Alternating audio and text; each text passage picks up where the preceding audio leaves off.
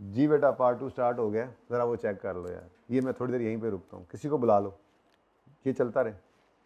अच्छा आप बैठ जाओ, किसी को फ़ोन करके बुला लो अगर कोई है तो। अच्छा जी मेरे ख्याल में काफ़ी अब जी, क्या कुछ कॉस्ट में होना चाहिए, समझ में आती है बात।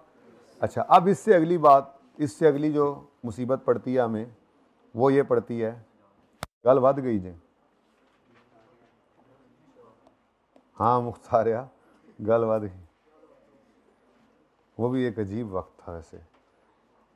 हाँ जी कहाँ से कहानी शुरू की, इन्वेंट्री को कहते, इन्वेंट्री कहते किसको, भाई बात यहाँ शुरू हुई, ठीक है। अनयूज या अनसोल्ड आइटम्स। फिर ट्रेडिंग बिजनेस हो तो उसके पास एक ही तरह की इन्वेंट्री, और मैन्युफैक्चरिंग हो तो 3 तरह की। हमारा इस वक्त मकसद क्या है कि इन्वेंट्री फिनिश गुड्स की और इन्वेंट्री रॉ मटेरियल की, इसके ऊपर बात करें, ठीक है भाई। ज़रा चेक कर लो यार, ये लेक्चर सही रिकॉर्ड हो गया। Inventories are part 1, inventories are valued at lower of cost और एनआरवी, ठीक है।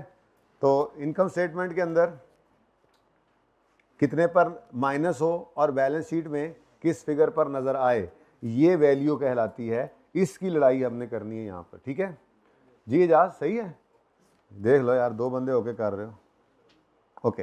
तो अगली बात अब हमने ये कही कि अगर वैल्यू निकालनी है तो ये दोनों चीज़ों का होना ज़रूरी है। ये दोनों चीज़ें होंगी तो फिर कंपेयर करेंगे, जो लोअर है वो वैल्यू, यानी हमें कॉस्ट भी निकालनी है और हमें एनआरवी भी निकालनी है। अच्छा अगर सवाल में एनआरवी का डाटा नहीं है तो जो कॉस्ट है वही एनआरवी होगी ना फिर, ठीक है। लेकिन ये तो बात की बात है, फिलहाल तो मैं एनआरवी की बात कह रहा हूँ कि सोचो ही मत, अभी कॉस्ट की लड़ाई शुरू हो चुकी है, ठीक है, ठीक है भाई।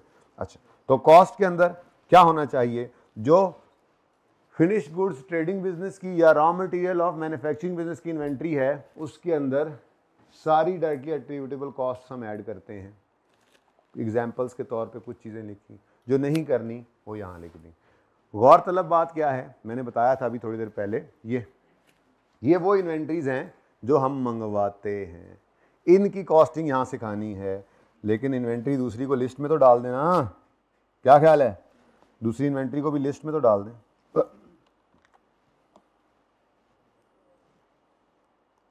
तो दूसरी तरह की जो इन्वेंट्री है, जो 2 इन्वेंट्रीज बच गई हैं, वो कौन सी हैं जी, वर्क इन प्रोसेस और फिनिश गुड्स की इन्वेंट्री। तो ये मैं लिख देता हूँ, समझ आए ना आए, लेकिन लिस्ट तो पूरी हो जाए ना, ठीक है। वर्क इन प्रोसेस या फिनिश गुड्स इन्वेंट्री एक होती है, एक ही होती है, यही बची थी। वर्क इन प्रोसेस या, दोनों इकट्ठी कर दी ना, वर्क इन प्रोसेस या फिनिश गुड्स इन्वेंट्री ऑफ आ, हाँ, ऑफ अ मैन्युफैक्चरिंग बिजनेस। जी आपके ख्याल में इस इन्वेंट्री की कॉस्ट में क्या कुछ शामिल होना चाहिए आपके ख्याल में जी, ख्याल तो बता दें अपना।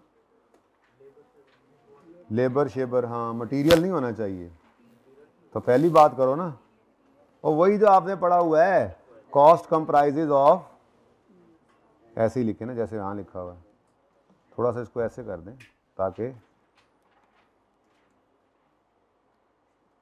भाई कहाँ गए थे तुम्हें, कहाँ गए थे, ओह, वर्क इन प्रोसेस और finish goods inventory of a manufacturing business, नीचे जगह ही नहीं ना बची थी, मैंने कहा ज़रा तस्वीर का फाइनल वर्जन, मैन्युफैक्चरिंग, पता है सारे इधर क्यों लिख रहे हैं, ताकि जो बच्चे छुट्टी पे है ना उनको फिर कल दिखा सकें, है ना, यही सोच रहे हो ना भाई, हमेशा ही कॉन्सेप्ट इस तरह के इधर ही लिखता होता हूँ मैं, ऐसे ना करो आप, तुम नीयत पे शक करोगे मेरी यार।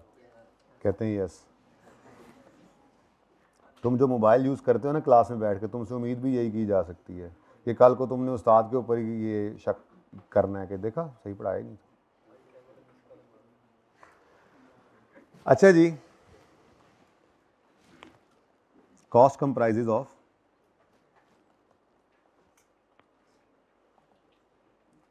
जी सोचें सोचें और बता दें, गलत सलत कुछ नहीं होता। Cost comprises of Abuzar, cost comprises of direct material consumed, ठीक है, डायरेक्ट, वो याद करो मैन्युफैक्चरिंग अकाउंट टेस्ट में दिया था, बनवाया था कि आपने raw material opening plus raw material purchase less raw material closing करके रॉ मटेरियल कंज्यूम्ड लिया था। रॉ मटेरियल जो यूज़ नहीं हुआ वो तो है ही हमारा एक्सपेंस नहीं, वो तो हमारा, तो जो रॉ मटेरियल ख़रीदा था वो भी इस्तेमाल नहीं हुआ तो वो आपकी फिनिश गुड्स या वर्क इन प्रोसेस की इन्वेंट्री का तो पार्ट ही बना, वो तो रॉ मटेरियल की इन्वेंट्री है, वो तो पीछे बात करके आ रहे हैं। ठीक है, तो cost comprises of direct material consumed,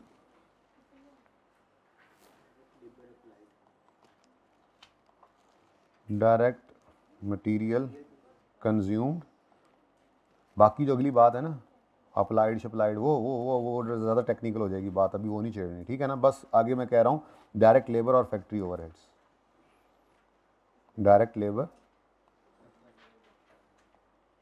और फैक्ट्री, यार आप थोड़ा सा नीचे जाते हैं भाई,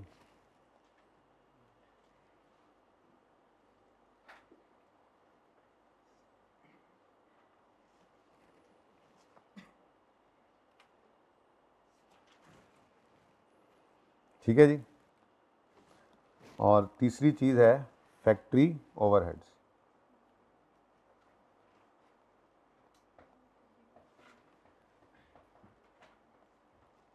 ठीक है।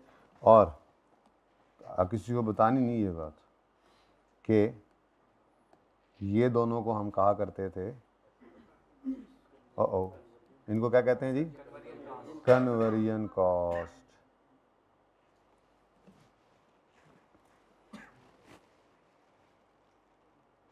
तो इसका मतलब मैं यूँ कह सकता हूँ कि जो वर्क इन प्रोसेस या फिनिश गुड्स की इन्वेंट्री की कॉस्ट है उसमें मटेरियल की कॉस्ट और कन्वर्जन कॉस्ट शामिल होती है। ठीक है जी। अब बाकी ये जो है ना असल में अभी मेरे ख्याल में ये इससे ज़्यादा बस नहीं लिस्ट बन गई, ठीक है, ताकि आप इसको एक एज आ रिकॉर्ड अपने पास रख लें। इससे ज़्यादा अभी इसके ऊपर सोचने की ज़रूरत नहीं है जो राइट साइड पे आपको नज़र आ रही है, क्योंकि आपको मैं पहले ही बता चुका हूँ हमारा इस चैप्टर के अंदर पाला किसके साथ पढ़ना है, इन के साथ, और इनकी कॉस्ट आपके सामने है। ठीक है जी। तो पिक्चर की शौकीन हजरात पिक्चर लें, लेकिन बोर्ड की, अपनी नहीं। ये पहली बात जो हमने की, कहानी कहाँ शुरू हुई, जल्दी कर लें यार, तो कुछ भी नहीं किया।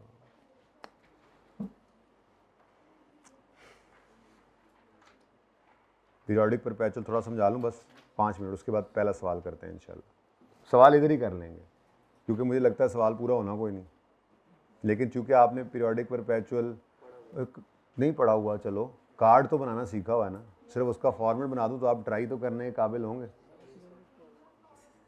कार्ड बनवाना है मैंने, कार्ड, इन्वेंट्री कार्ड। जिन्होंने नहीं बनाया हुआ बेटा उन्हीं के लिए तो बना रहे हैं, ये सारा काम उन्हीं के लिए तो है।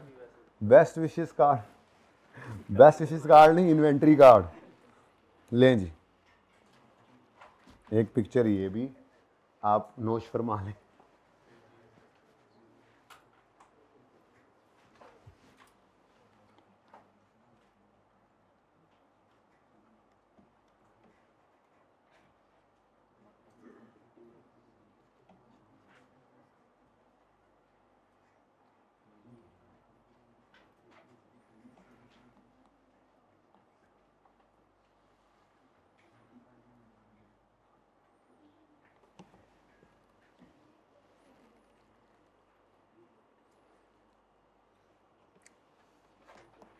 जी बच्चों डन, चलें आगे, चल सकते हैं।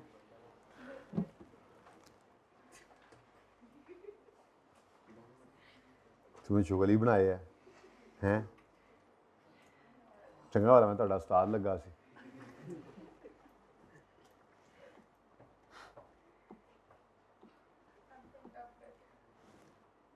अच्छा जी, अब अगली बात जो है, अगला मसला वो ये आता है कि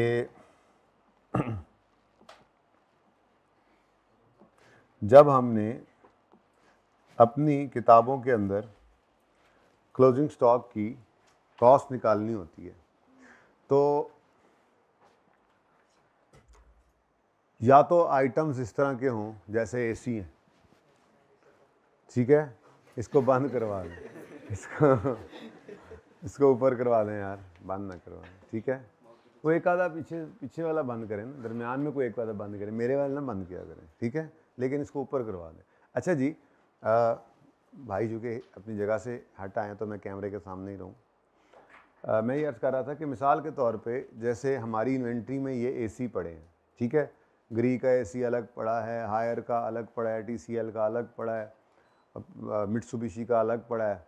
अब ये सारे के सारे एसी चूँकि एक तो एक्सपेंसिव हैं, दूसरा आइडेंटिकल नहीं हैं, तो मेरे ख्याल में बड़े सुकून से हम हर एक आइटम की कॉस्ट अलग निकाल सकते हैं, मतलब बता सकते हैं कि जी ये ग्री वाला 2 लाख में पड़ा था, जी हायर वाला 175 में पड़ा था, जी टीसीएल वाला 165 में पड़ा था। हर एक की अलग अलग कॉस्ट हमें पता लग सकती है और हम उसकी रिकॉर्डिंग अलग अलग कर सकते हैं। 10 एसीयों की इन्वेंट्री पड़ी है, हर एसी की कॉस्ट अलग है, तो सारी कॉस्ट को इकट्ठा करो, आपकी क्लोजिंग स्टॉक की कॉस्ट बन गई जो पड़े हैं।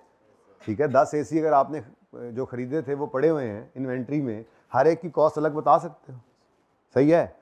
लेकिन सही मसला तब बनता है जब आपके गुड्स की आइडेंटिकल होती हैं, एक तो एक जैसी होती हैं, दूसरा बहुत ज़्यादा वॉल्यूम में होती हैं, तीसरा बहुत डिफरेंट मौके पर डिफरेंट रेट्स के साथ परचेज़ हुई होती हैं। जैसे अगर मैं बुक शॉप वाला हूँ तो मैंने ये मार्कर्स पूरा साल ख़रीदे, तो कभी मुझे ये मार्कर जो है वो 70 रुपये का मिला, कभी 75 का मिला, कभी 80 का मिला।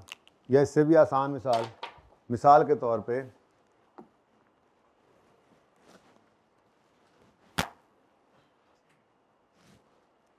यहाँ पे बैलेंस शीट के अंदर जो लेके जाना था स्टॉक, तो मैंने ये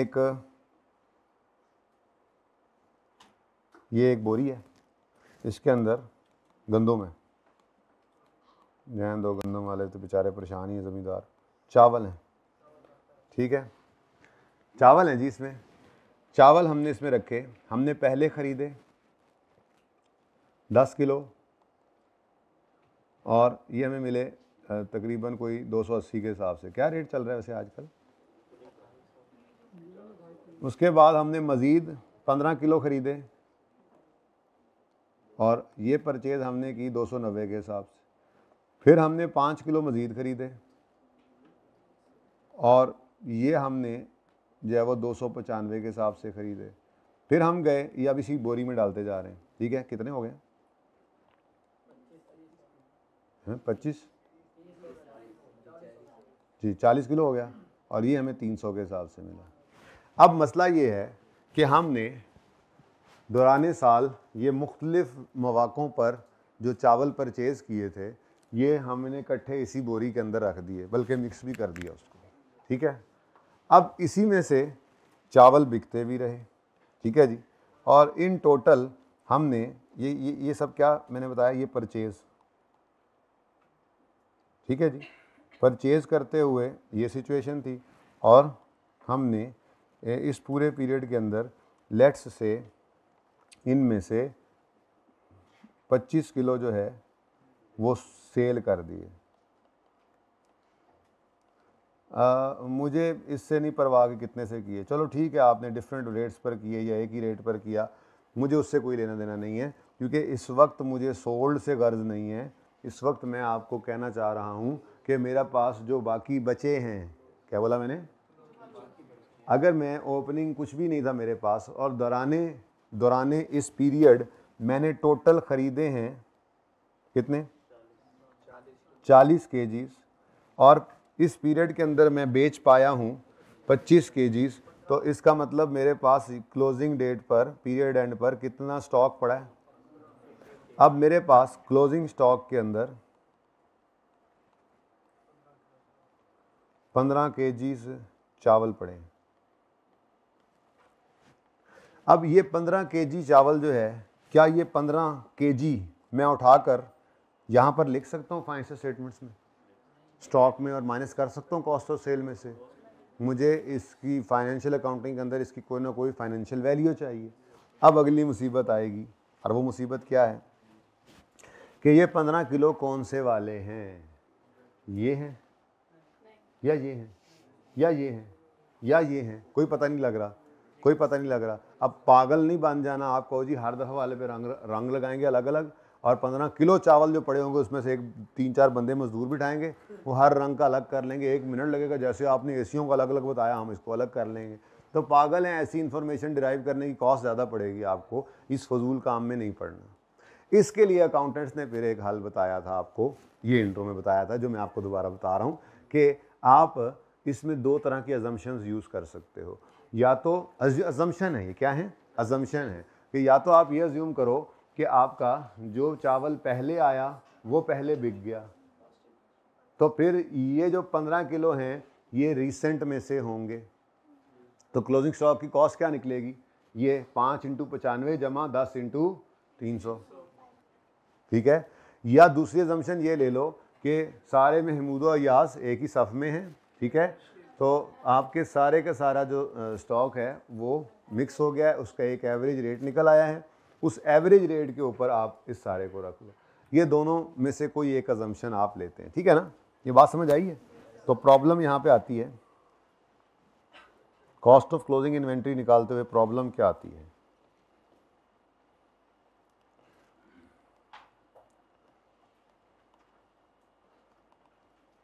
इसको मैंने आपके नोट्स के अंदर कैसे लिखा है वो लफ्ज़ भी लिख दूंगा, ताकि आपको ये जरा 5-6 सफ़ों के सिर्फ ये नोट्स ही बन गए हैं, इसमें ज़रा डिस्कशन ज़्यादा करनी पड़ती है ना, 6 सफ़ों के सिर्फ नोट्स हैं। एंट्रीज वगैरह मैंने यहाँ पे की हुई हैं वैसे।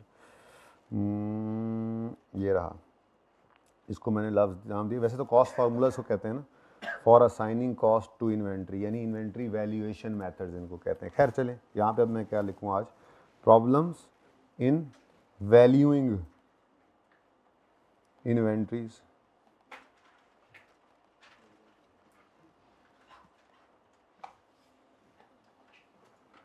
प्रॉब्लम्स क्या हैं जी, प्रॉब्लम ये है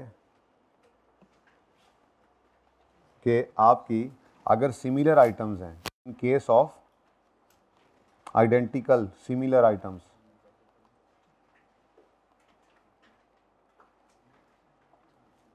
इन केस ऑफ आइडेंटिकल या similar items, it is difficult to identify cost of items. जिस तरतीब से आए थे, मुश्किल हो रही है ना चावलों के केस में, it is difficult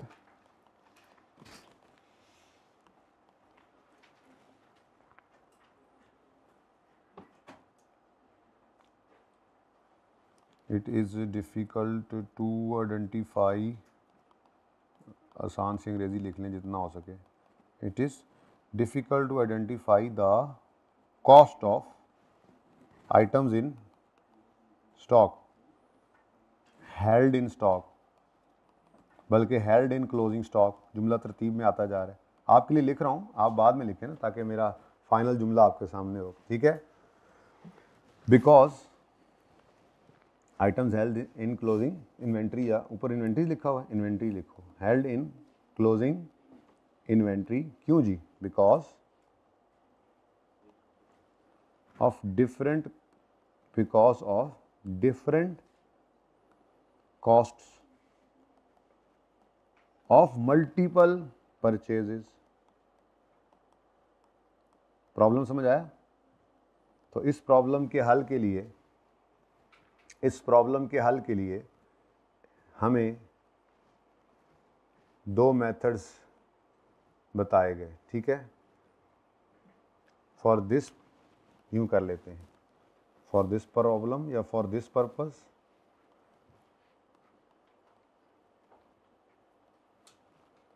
we may use, किस पर्पस के लिए, ये जो ऊपर मसला है, फॉर दिस पर्पस या for this problem, we may use FIFO, first out method कहते हैं इसको फाइफो, या वेटेड एवरेज, इसको एवको। ये दोनों में से कोई एक मेथड हम यूज़ किया करेंगे। कैसे करेंगे इंशाल्लाह सिखाऊंगा, मुझे नहीं लग रहा आज सीख सकेंगे, बहरहाल सिखाऊंगा, ठीक है। अगला काम भी बात कर ही लेते हैं, उसके बाद फिर देखते हैं कितना टाइम बचता है।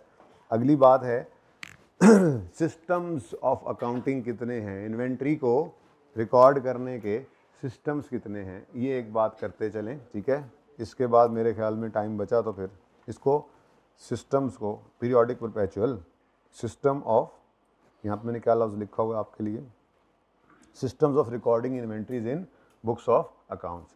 अच्छा जी, अब जब आप ऑडिट करेंगे ना इस चैप्टर का, ये चैप्टर 1 है ICAP की किताब का, तो उसमें आपको ये नज़र नहीं आएगा, बाकी सारे नोट्स के अंदर चीज़ें मिलती जुलती आपको नज़र आ रही होंगी। ये दरअसल आपका कॉस्ट फ्लो इन प्रोडक्शन जो मैंने बताया ना चैप्टर पढ़ना है हमने, ठीक है, उसके अंदर ये किताब में ICAP ने लिखा हुआ है, तो वो मुझे यहाँ रेलेवेंट लगा, मैंने यहीं पर डाल दिया इसको, ठीक है। फिर वहाँ वाले चैप्टर में दोबारा डालने की ज़रूरत नहीं पड़ेगी। ओके, तो अगली बात हम क्या करने लगे हैं,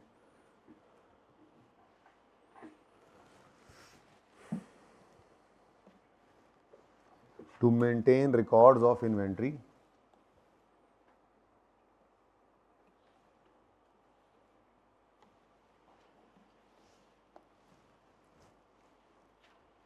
बहुत आसान है, कोई लंबी चौड़ी तफसीलें नहीं है, 2 मिनट में मैंने आपको ये समझा देना है, क्योंकि प्रैक्टिकली सीखेंगे तो इंशाल्लाह सवालों के अंदर ही जो मोटे मोटे 2-3 फ़र्क हैं बता देने, उसके बाद आगे चलते हैं हम इंशाल्लाह। वैसे बाय द वे आज तो सिर्फ मैं हूँ, क्या ख्याल है? कोई और क्लास ही नहीं है? ज़रा पॉज करना जी। तो क्लास हमारी जारी है अल्हम्दुलिल्लाह। मैंने ज़रा पॉज कराया था, कुछ मुज़ाकरात कर रहा था ऑनलाइन वालों, मैंने को कहा आज तो सिर्फ मैं हूँ, इसलिए बैठ के पढ़ो आराम से। तो टू मेंटेन, बस ये आखिरी बात है जो मैं यहाँ कर रहा हूँ, उसके बाद बस सब चलते हैं सवालों पे, बहुत हो गई हैं गपशप। आप कहते होंगे आज आई क्यों है, तो आज आपको पता लगेगा क्यों आए हैं इंशाल्लाह। To maintain record of inventory, बस तस्वीर खींचें और जब घर जाएं, आज तो नहीं खैर, मैं जब कल परसों नोट्स दे दूंगा, आज फोटोकॉपियर नहीं है ना, जब नोट्स दे दूंगा तो उसमें फिर आपने सिर्फ ये देख लेना है।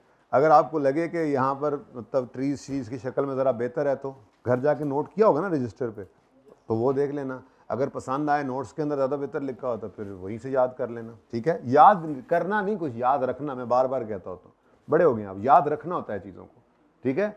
जहाँ पर कोई चीज़ रट्टा लगाने वाली होगी वो बताऊँगा, है नहीं वैसे CMA में, जो है वो वैसे ही इतनी बार बात करूँगा मैं इंशाल्लाह कि आपको वो रट्टा लग जाएगा। वो होते हैं उसूल, रूल जो याद रखना होता है, ठीक है ना, वो अप्लाई करेंगे। तो record, to maintain record of inventory, बह रहे हैं, फ्लोइंग इन्वेंट्री, इन्वेंट्री वैल्यूएशन ही लिखा हुआ था ना वहाँ पे, मैंने नोट्स में आपको भी दिखाया है, inventory valuation methods, following inventory systems, चलो following systems, following inventory valuation systems, असल में तो इन्वेंट्री वैल्यू करने की सिस्टम्स हैं, लेकिन बहरहाल इन्वेंट्री वैल्यूएशन इसको कहते हैं, ये वैल्यूएशन तो यहाँ पे कर रहे होते हैं, ठीक है, तो इसको यूँ कहते हैं following inventory systems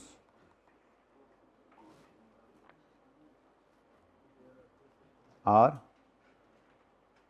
followed used.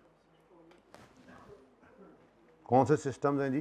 2, periodic और, अच्छा पीरियोडिक सुन लो ध्यान से, वैसे बाद में मैंने यही कहना है कि हमारे CMA के अंदर पीरियोडिक यूज़ नहीं होता, तो आप बचे तो नहीं ना, इंट्रो में आप पढ़ा है उसको, आपकी बचत तो नहीं हुई, वहाँ पीरियोडिक आपने पढ़ा हुआ, यहाँ पे वो परपेचुअल आपको टेस्ट करता है, क्योंकि बाय डिफ़ॉल्ट हमारी CMA के अंदर होता ही कौन सा सिस्टम है? परपेचुअल सिस्टम, ठीक है ना, परपेचुअल सिस्टम ही होता है अगर चुप हो कुछ ना कहे तो। ओके, बहरहाल एक होता है पीरियोडिक सिस्टम, जैसे कि इसके नाम से जाहिर है, नाम ही काफ़ी है, पीरियोडिक को पीरियड एंड सिस्टम भी कहते हैं। क्या कहते हैं जी?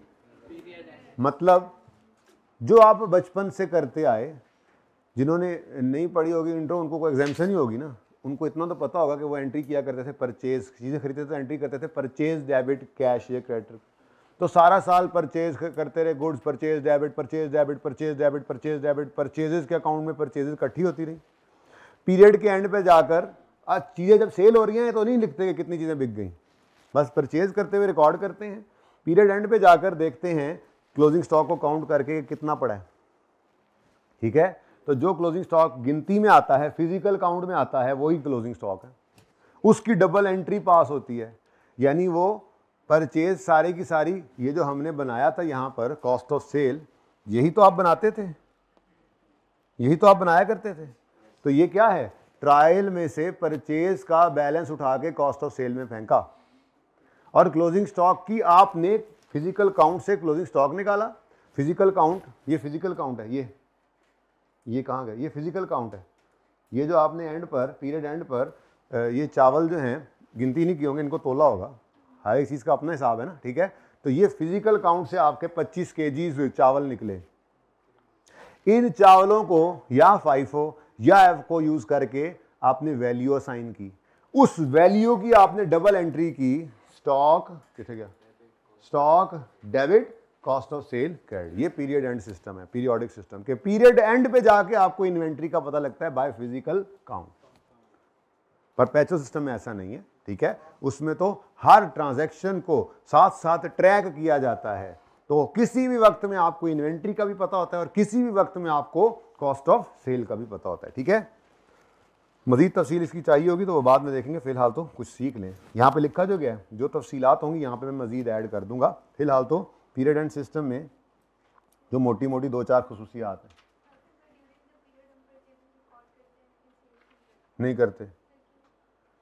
सेल्स तो करते हैं, लेकिन सेल्स की एंट्री होती है डेटर डेबिट सेल क्रेडिट, लेकिन इन्वेंट्री में जो चीज़ें परचेज की थी उनके निकलने को तो नहीं रिकॉर्ड किया ना कि वो निकल कर गई हैं। परपेचुअल सिस्टम में वो भी करेंगे। अब क्यों का मतलब नहीं, वो सिंपल है, वो बस ठीक है करते हैं लोग। ट्रेडिंग बिजनेस में नॉर्मली ऐसे ही कर रहे होते हैं। दुकानों पे आप चले जाएं और जिन दुकानों के ऊपर वो आपको स्कैनर लगे नजर आते हैं, जब आप बिल कराने आते हैं तो टी टी टी टी करके वो परपेचुअल सिस्टम है, वो जाते हुए इन्वेंट्री को भी रिकॉर्ड कर रहे हैं। तो बहरहाल ये सिस्टम है डिफरेंट, देखते हैं। फिलहाल मुझे ज़रा सिर्फ टाइम अब मांग ही लिया आपसे 10, 15, 20, 25 मिनट, तो आप थोड़ा सा मुझे वो सवाल करवा लेने दें, बिल्कुल बोर ना चले जाएं। इन्वेंट्री, बाकी इसके ऊपर जो सवाल हैं रिजल्ट से अगले दिन इंशाल्लाह, ठीक है। आप सिर्फ लिख लें। वैसे आपकी ना आपके नोट्स क्योंकि आपको मिले नहीं, वरना मैं कहता यार यहाँ से पढ़ लेना, ये मैंने सारा कुछ ये एक्सप्लेन भी किया हुआ यहाँ पे, लेकिन कोई नहीं, हम इस एक्सप्लेनेशन को बाद में देखेंगे। पहले खुद एक्सप्लेनेशन करेंगे, लेकिन वो एक्सप्लेनेशन जो है वो पेपर के अगले दिन करेंगे, ठीक है ना। अभी मुझे सवाल करने में इन्वेंट्री रिलेटेड ट्रांजैक्शंस आर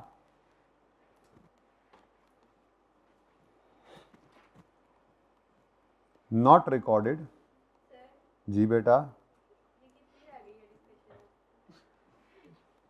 क्या हैं, क्या कितना रह गया, क्यों? अच्छा जी बेटा, कोई बात नहीं, आप देखते रहें तब भी काम चलेगा। Inventory related transactions are not recorded in, चलो ठीक है, ठीक है, इसको छोड़ो, इतनी सी बात है। सुनो सुनो सुनो सुनो, मैंने परपेचुअल सिस्टम कराना है जिसके अंदर एक कार्ड बनता है। बाकी बातें कल बताऊंगा, इसके मतलब नेक्स्ट लेक्चर में। अभी इन्वेंट्री कार्ड बनाते हैं, लेकिन उससे भी पहले एक सवाल ऐसा देखेंगे जिसके अंदर इन्वेंट्री कार्ड तो परपेचुअल में बनता है ना। Basically cost of closing stock निकालना हमारी लड़ाई है। परपेचुअल सिस्टम में वो कार्ड के जरिए निकाला करेंगे, पीरियोडिक के अंदर एक शॉर्टकट है उससे निकाला करेंगे। तो ये काम सीख लेते हैं, डिस्कशन फिर अब परसों से, ठीक है। चलो बस जी, और दोस्तों ये सवाल आप लोगों के पास पहुंचा है भाई? हैं, सुभान अल्लाह। तो ये आपका होमवर्क है। ये होमवर्क पता है क्यों है? जब आप पास होके आएंगे इंशाल्लाह खुशी खुशी तो बताएंगे। Total cost of closing inventory चाहिए, और ये वो जो मैंने पहली डिस्कशन नहीं की आपके साथ, ये पिक्चर आपने खींच ली थी, तो बस आप इस सवाल को करने के काबिल हैं। बाकी मैं इंशाल्लाह आपको पोस्ट रिजल्ट डिस्कस करूंगा ये सवाल, ठीक है। इसमें कुछ चीज़ें हैं, कुछ खर्चे हैं वो आपने डालने हैं, कुछ जो है वो आपने नहीं डालने हैं, ठीक है। और कॉस्ट ऑफ क्लोजिंग स्टॉक निकालनी है आपने, ठीक है ना। कोशिश करना, बहुत आसान सवाल है। ओके, मैं आता हूं इस पे।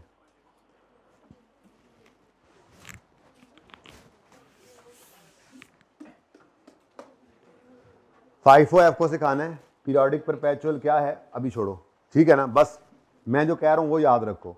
परपेचुअल में कार्ड बनता है, पीरियोडिक में कार्ड नहीं बनता। बस इससे ज्यादा आज नहीं, ठीक है ना। आप खुद ही आप लोगों ने कहा हमारी बस होगी, तो मैं तो समझा के आगे जाता, तो बस ठीक है। फिर अब बाकी समझने वाला कल, ठीक है। आज अब प्रैक्टिकस टोटल बस हो गई है, तो निकल जाओ तुम। अब तो बेटा फ्रेश हो जाओ, न्यूमेरिकल आ गया, हमारे पसंद का काम।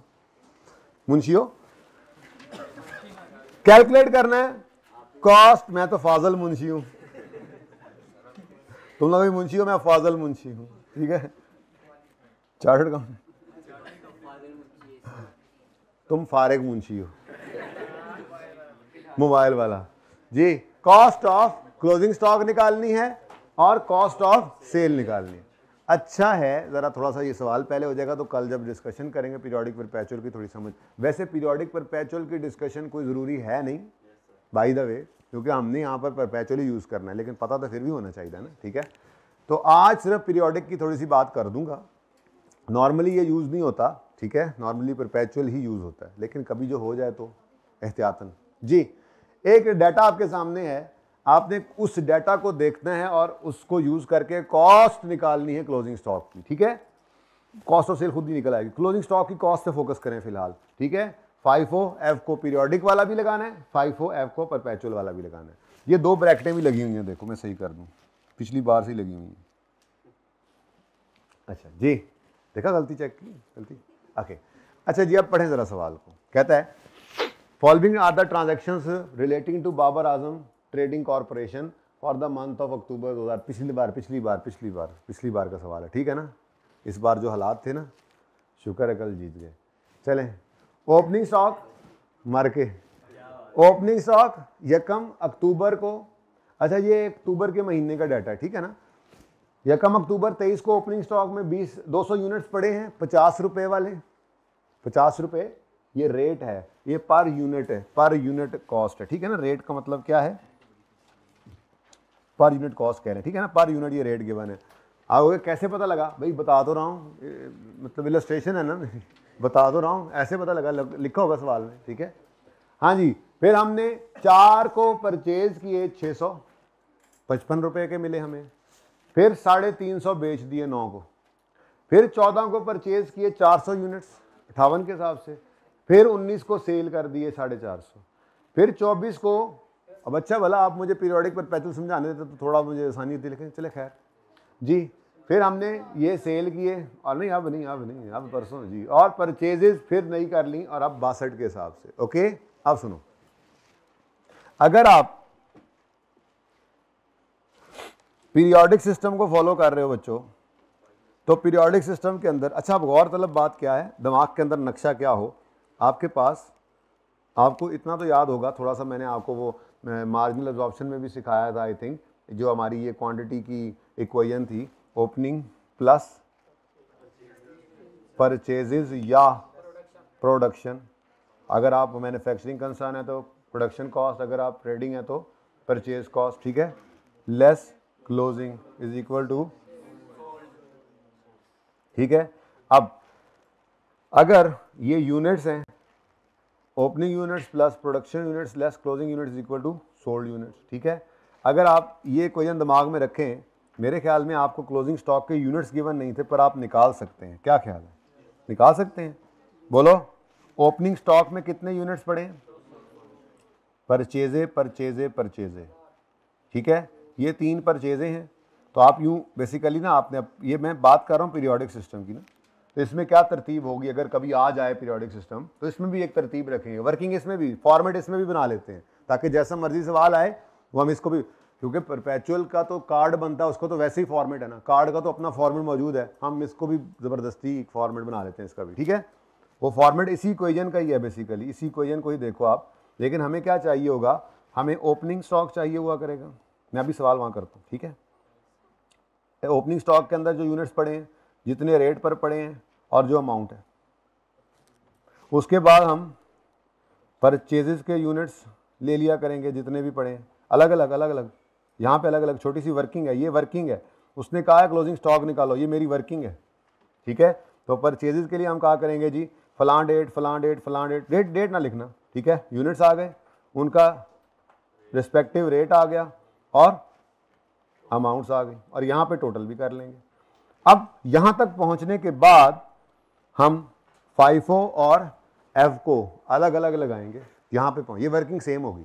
ये वर्किंग करने के बाद हम FIFO यूज़ करेंगे तो रूल डिफरेंट हो जाएगा थोड़ा सा, F को यूज़ करेंगे तो रूल थोड़ा सा डिफरेंट हो जाएगा, क्लोजिंग स्टॉक की कॉस्ट भी निकल आएगी, कॉस्ट ऑफ सेल भी निकल आएगी, ठीक है। इतना सा काम करना है, तैयार है। चलें, तो सबसे पहले ये काम करते हैं, ओपनिंग स्टॉक और परचेजेस डाटा आपके सामने है, ये आप मुझे इस फॉर्मेट पे डलवाना है। क्या कुछ मैंने अभी बोला, यानी कि सेल को इग्नोर किया है,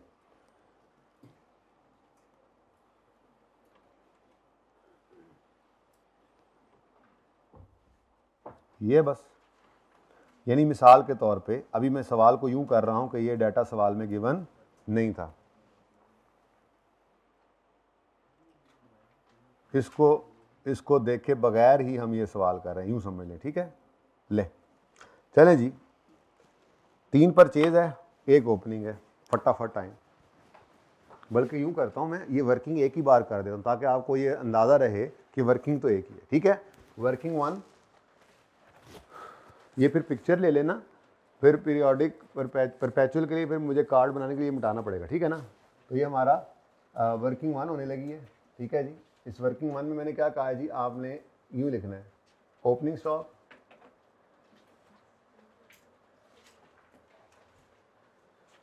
कितने यूनिट्स पड़े हैं, 200 यूनिट्स हैं, और हर एक यूनिट 50 रुपए का है, तो टोटल 10,000। उसके बाद पर चेजेज हैं,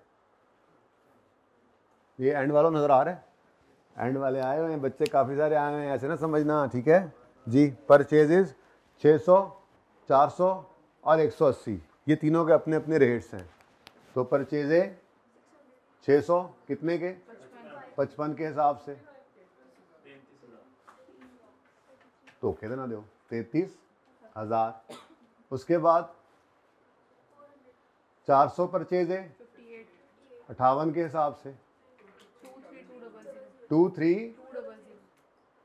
उसके बाद 180 परचेज है 62 के हिसाब से, इसका एक टोटल भी कर लें, फायदा हो जाएगा जी। 67360, बस वर्किंग यहां पे खत्म। अब मैंने अज्यूम किया कि जी FIFO सिस्टम यूज हो रहा है, पहले ही दोनों में से कोई एक अज्यूम करना है ना। देखो ये वो चावल वाली एग्जांपल ही है, थोड़ी सी ऐसे बस सुर्खी पाउडर लगा के सवाल बना दिया, यूं समझो, ठीक है जी। बोलो कौन सा method, FIFO, periodic FIFO, first यही है FIFO। पीरियोडिक के अंदर हमें कॉस्ट ऑफ क्लोजिंग स्टॉक चाहिए, ठीक है। अच्छा, कॉस्ट ऑफ क्लोजिंग स्टॉक के लिए मैंने अभी क्या बताया था आपको, FIFO के अंदर क्या करते हैं हम, सॉरी पीरियोडिक के अंदर क्या करते हैं, शुक्र है इतनी बात बता दी थी, ये ज़रा ज़रूरी थी बतानी, ठीक है। उसके बाद बैटरियाँ लो हुई। पीरियोडिक के अंदर मैंने कहा क्या करते हैं, हम पीरियड एंड पर क्लोजिंग स्टॉक फिजिकल काउंट से निकालते हैं, ठीक है, और फिर उसको FIFO या एवको यूज़ करके वैल्यू असाइन कर देते हैं, ठीक है। वो क्लोजिंग स्टॉक की वैल्यू फिर आगे यूज़ हो जाएगी। इसका मतलब सबसे पहली चीज़ जो हमें यहाँ पर चाहिए होती है वो होती है क्लोजिंग स्टॉक की यूनिट्स के अंदर अमाउंट, यानी कि क्वांटिटी, ठीक है। अब ये मुझे सवाल के अंदर गिवन नहीं है, कोई है जी गिवन नहीं है ना। अब ये निकालनी है इस इक्वेशन से, ओपनिंग, प्रोडक्शन या परचेज के यूनिट्स, क्लोजिंग नहीं है, सोल्ड यूनिट्स, ठीक है। डाटा गिवन है ना। अच्छा, अब ये क्योंकि 4 में से कोई 3 जो तो सेल उसने दे दी थी, ऐसे नहीं कि सेल छुपाई हुई थी, अगर सेल छुपाता तो क्लोजिंग स्टॉक देना पड़ता, कोई एक चीज़ दे देता, ठीक है। अब ओपनिंग यूनिट्स, ये एक छोटी सी वर्किंग, ये भी साइड पे ही कर लेते हैं, ये भी वहीं पे कर लेते हैं। मुझे क्लोजिंग स्टॉक के यूनिट्स गिवन है, नीचे देखो ज़रा, नहीं गिवन, तो ये भी निकालना पड़ेगा, एक छोटी सी वर्किंग और करनी पड़ी, और वो है वर्किंग नंबर 2 जी। मुझे निकालने हैं क्लोजिंग स्टॉक के यूनिट्स। तो ओपनिंग स्टॉक कितने यूनिट्स हैं, ये अभी निकल आए ना सामने, ये क्वांटिटी पड़ी है, ये 200, और इसकी भी टोटल क्वांटिटी कर दो, आसानी है, परचेज की क्वांटिटी टोटल आ गई, सेल की निकालनी पड़ेगी ज़रा आपको खुद जी, 1180, ठीक है ना। अब ओपनिंग स्टॉक में कितने यूनिट्स पड़े, 200, ऐसे बना दूं या स्टेटमेंट फॉर्म में, ऐसे बना लें, चलें स्टेटमेंट फॉर्म में कर लें। Opening stock plus purchase less closing stock is equal to sale units, ठीक है। अब जरा राशि मोटा पै गया, एनजी कर लो जी। ओपनिंग स्टॉक कितने यूनिट्स, 200। प्रोडक्शन होती, अगर ये मैन्युफैक्चरिंग कंसर्न होती, हमारी एग्जांपल में ये शायद मैन्युफैक्चरिंग वाले नहीं है, परचेज कर रहे हैं, या ये रॉ मटेरियल भी हो सकता है, तो फिर वो कॉस्ट ऑफ सेल की बजाय वो मटेरियल कंज्यूम्ड निकल रहा होगा। इससे कता नज़र फिलहाल सिर्फ कैलकुलेशन सीखो। परचेज में कितने यूनिट्स आ रहे हैं? 1180, और सेल के यूनिट्स पता नहीं है तो सेल्स के यूनिट्स यहाँ निकाल लें। जी बताएं, ये देखें 350 जमा 450 जमा 200, 300 ना कर लेने दो, 350 जमा, एग्जामिनर को भी तो बताना है ना, जमा कितना 1000, ठीक है जी। अब ओपनिंग, बल्कि यहाँ पे एक और छोटी सी बात, एक और चीज़ मुझे दोबारा लिखना पड़ेगा, लेकिन एक और चीज़ यहाँ पर आपको एक स्टॉप लगा के समझाता हूँ। ये ओपनिंग में 200 पड़े थे, 1180 मजीद खरीदे, तो टोटल कितना बनता है? ये 1380 को कहा जाता है अवेलेबल फॉर सेल, और अगर ये मटेरियल हो तो अवेलेबल फॉर यूज। ये टोटल अवेलेबल है, ठीक है, और हमने इसको बेचा है फिनिश गुड्स। ऊपर है बाबर आजम कि मैंने वो मेरी छोटी सी इलस्ट्रेशन जैसे होती है ना, तो पूरी बात आपको मैं खुद बता रहा हूँ। ट्रेडिंग बिजनेस की एग्जांपल है ना, ठीक है, क्योंकि यही सेल किए जा रहा है, यूज़ नहीं हो रहा प्रोडक्शन में, बल्कि सेल हो रहा है। तो जो खरीदा वो सेल किया, तो यही ट्रेडिंग बिजनेस करता है। तो ये available for sale total stock था, और सेला कितना? परचेज्ड और सोल्ड। जी जरा मुझे बताओ, 350 प्लस देखो ना, ये तो मेरा काम यहां से चल गया था ना, ये मुझे करना पड़ा। तो 1000 अगर आपने सेला है तो 380 फिर आपका क्लोजिंग स्टॉक में पड़ा है, और ये मैंने क्वांटिटी में रेकंसिलिएशन बनाई है।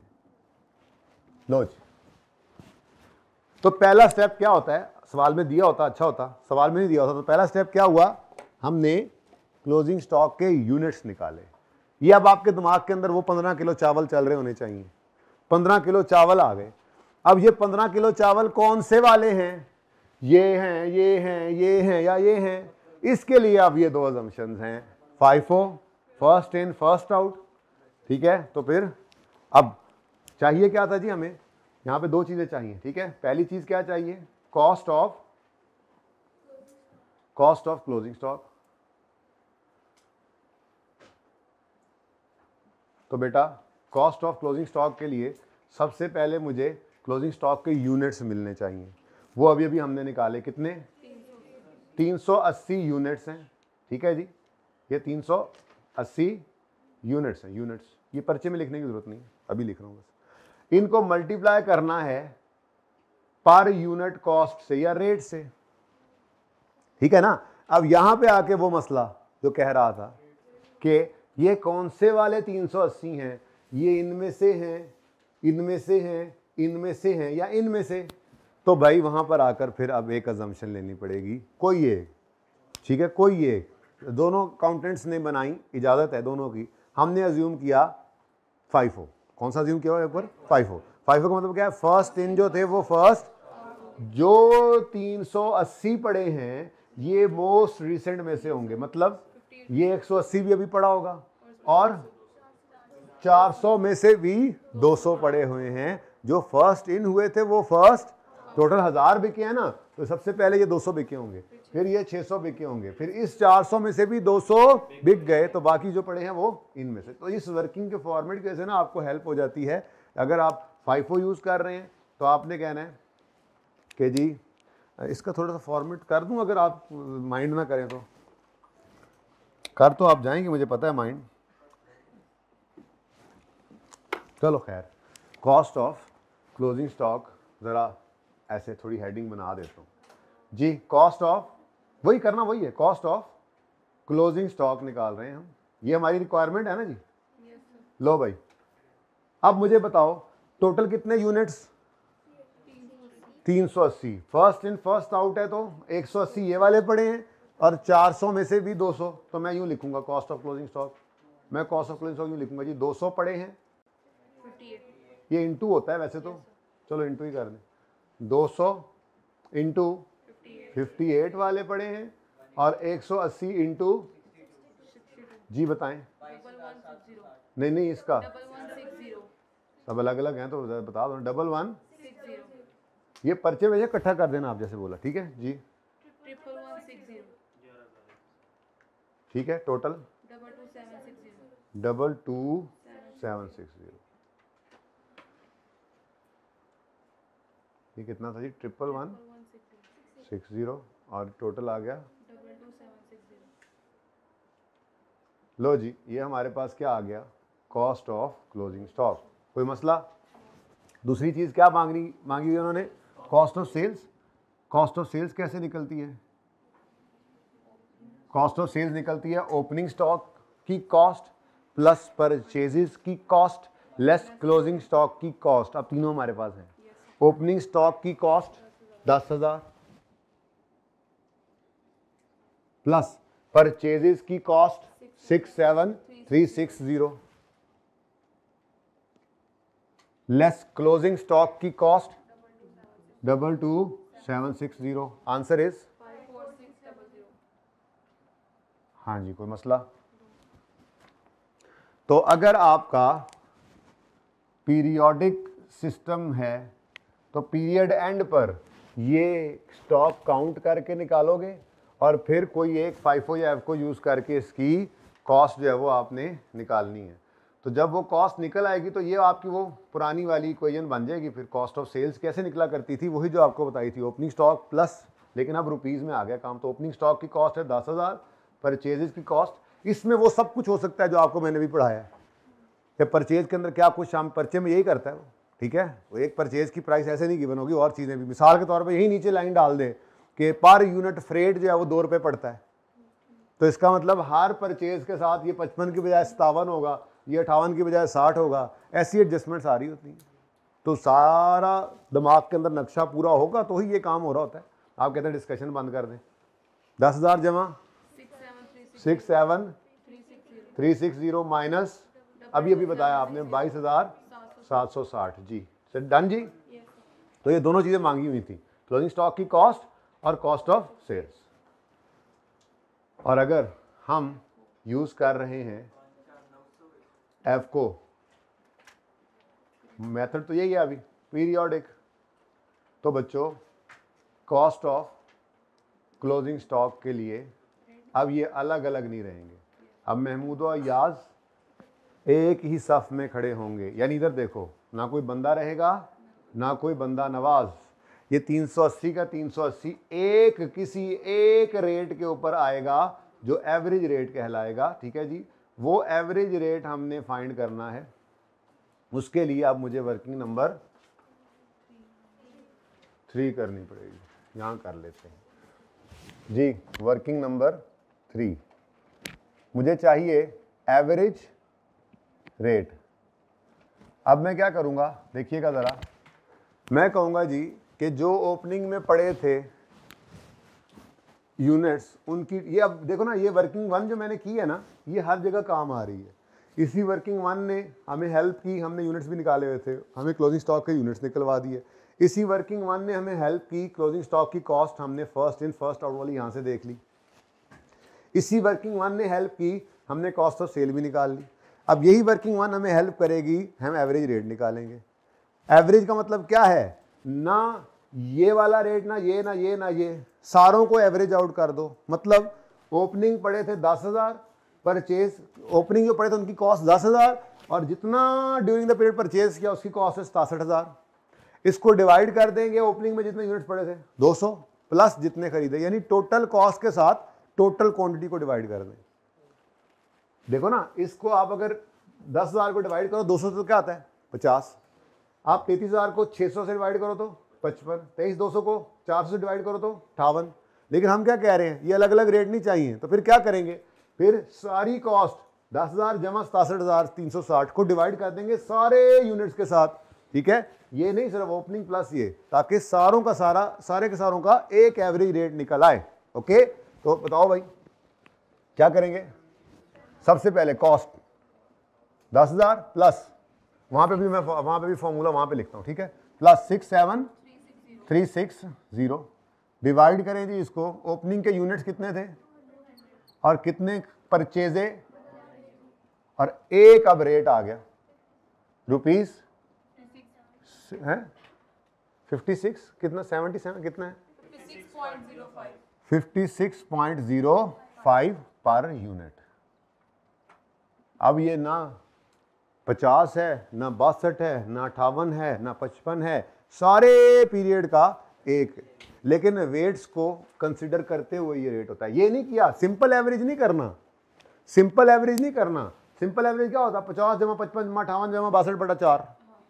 नहीं, वेट्स को भी कंसिडर करना है। जो इस सारे स्टॉक के अंदर ज्यादा होगा वो अपनी तरफ रेट को ज्यादा खींचेगा, और उसूल भी यही होना चाहिए।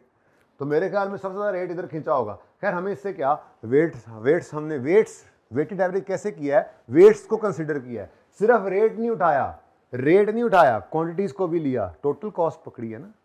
तो कैसे निकली है? Quantity into rate. मेरे ख्याल में कार्ड कल ही बनाएंगे। तो बताओ जी, खुश हो जाओ खुश जी। वर्किंग नंबर 3 में हमने रेट निकाला है कितना? 56.05 जी। बताओ 21299। ठीक है जी, ये आपके पास आ गया क्लोजिंग जी। है फर्क आएगा ना? फर्क क्यों नहीं आएगा? फर्क तो आना चाहिए भी, क्योंकि ये फाइफो वाले अज्यूम करते हैं कि स्टॉक मोस्ट रीसेंट वालों में से पड़ा है, एफको वाले कहते हैं नहीं ये सारों का एक ही रेट है। तो फर्क तो पड़ना था, फर्क तो पड़ता है, फर्क तो साफ जाहिर है। अगली बात भी बताता हूँ, लेकिन जरा सब्र, फिलहाल ये पूरा कर लें। अच्छा जी, अब हमारे पास फिर चारों चीजें पूरी हैं, बल्कि तीनों चीजें पूरी हैं, चौथी निकाल लें। कॉस्ट ऑफ सेल निकालनी है, तो अगला काम क्या है जी? Cost of cell. मैं जरा आमने सामने लिख रहा हूँ, ठीक है ना, ताकि फर्क साफ जाहिर हो।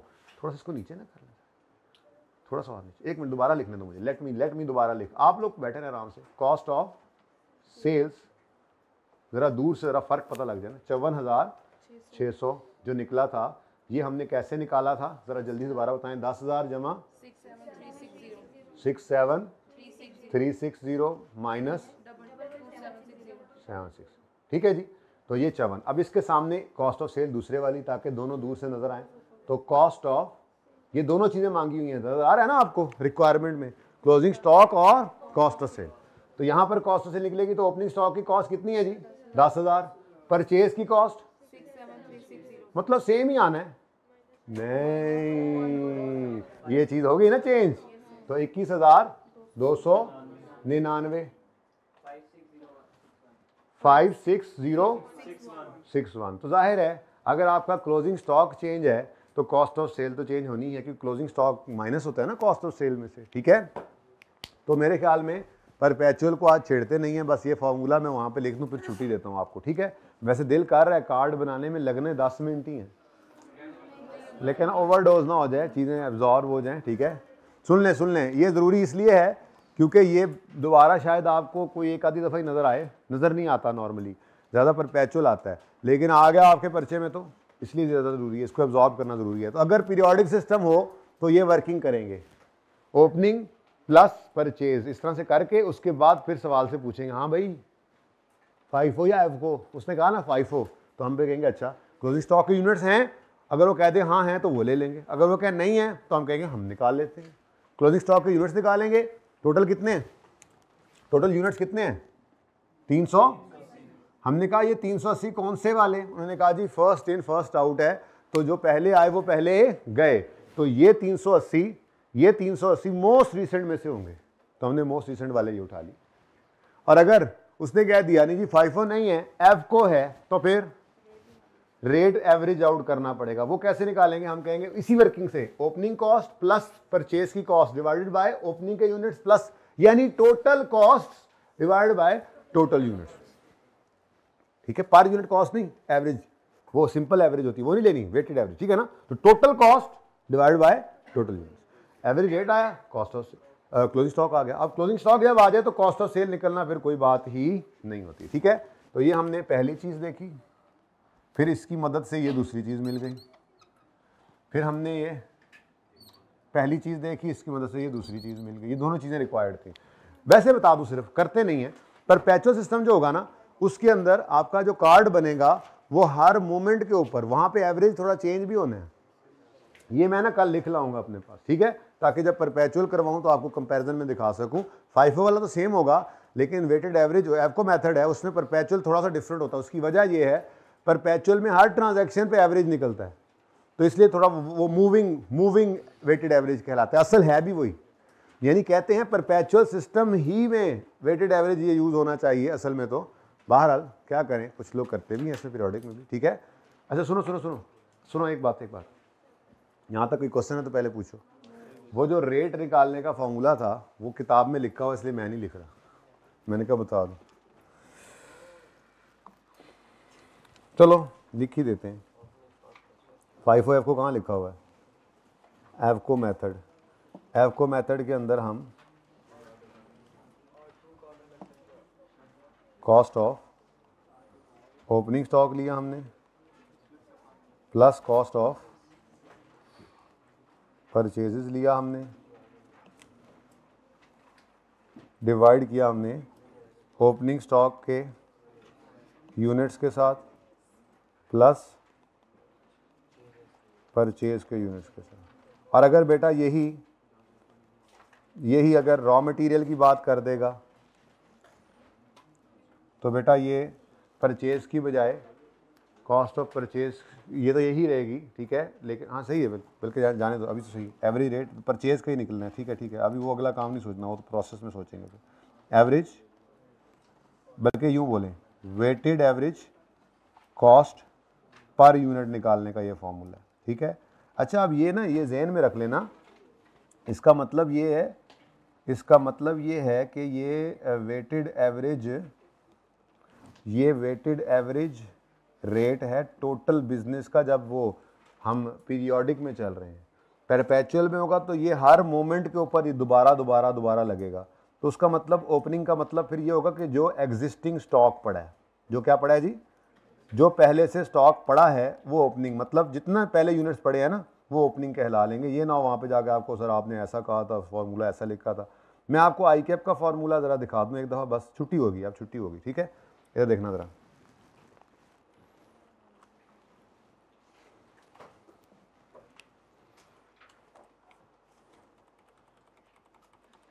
असल में वो मैं नोट्स ज़रा देख रहा होता हूँ ना, साथ ही वो ओपन हुआ होता है चैप्टर, कि कोई चीज़ रह तो नहीं गई बच्चों को यहाँ पे दिखाने। ये देख, इन्होंने फॉर्मूला जो है वो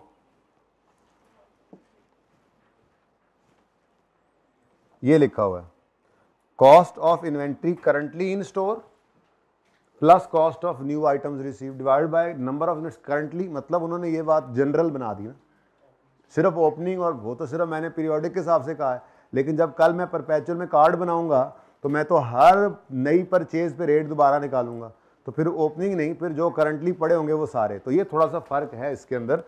तो मैंने फॉर्मूला किताब नोट्स के अंदर जो डाला है ना, तस्वीर बनाने की ज़रूरत नहीं है बिल्कुल भी। मैंने जो आपकी किताब आपके नोट्स में फॉर्मूला डाला है वो पता नहीं अब कहाँ पे है, FIFO एफ को कहाँ है, ये तो आगे निकल गए। ये देखो वो मैंने यही वाला डाल दिया, ठीक है, आई कैप वाला कॉपी पेस्ट किया है, ठीक है।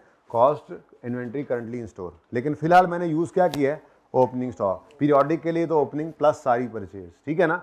लेकिन परपेचुअल में हर मोमेंट पे एवरेज कॉस्ट के अंदर हम करेंगे, वो जब कल करेंगे तो फिर ये ज़रा ज़हन में रख लेना, ठीक है। तो आज आपने, अगर आप लोग समझते हैं कि आपको परपेचुअल सिस्टम याद है, तो एक मेहरबानी मेरे हाल पे कर दो, मेरे हाल पे रहम कर दो, और घर से परपेचुअल वाले FIFO एफ को के इन्वेंट्री कार्ड बना लाना। उस इन्वेंट्री कार्ड का सिर्फ फॉर्मेट देख लो, ये नहीं, अभी नोट्स नए हैं ना, पता नहीं कौन सी चीज़ कहाँ पड़ी है। ये देखो, इन्वेंट्री कार्ड ऐसा बना करता था, date, receipts, quantity, amount, rate, issues, quantity, rate और अमाउंट, बैलेंस, क्वांटिटी, रेट और अमाउंट। अगर किसी को याद है तो वो करके आ जाए, जिनको नहीं याद पहले 15 मिनट में पहले मैं इस सवाल का बनवाऊंगा और फिर कल असल सवाल लेके आऊँगा। असल सवाल जो है उसके अंदर रिटर्न सारा कुछ है, वो आपके नोट्स में मौजूद सवाल होगा इंशाल्लाह। कल नोट्स में पहले ही कॉपी करा लूँगा।